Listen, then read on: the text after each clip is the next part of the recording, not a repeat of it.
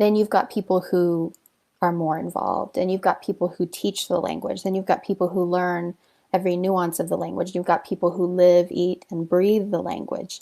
This language becomes an atmosphere and a climate that you operate in, and everything's explained through the language and the teachings.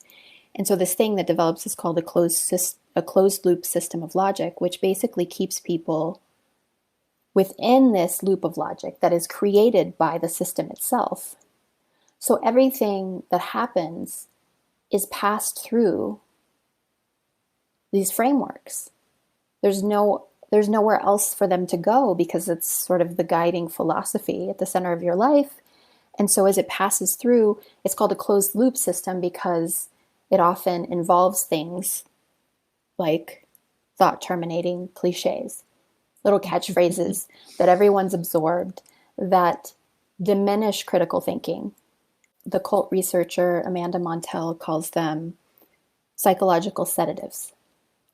Wow. Wow. Wow. Wow. Wow. Wow. And they very much work that way. And if you think like, oh, this is some like woo culty thing, it's not. That thought-terminating cliches are everywhere. Like, it's all good.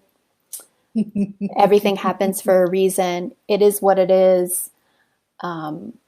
We do this. We use these. At times, we need a psychological sedative. Right. Right? So it's not by nature. None of these things, nothing that we talk about is by nature wrong. Like, all of these psychological mechanisms are useful to us until they begin to rule us. And then they're no longer tools. They become pathological. When they're no longer tools, they become pathological.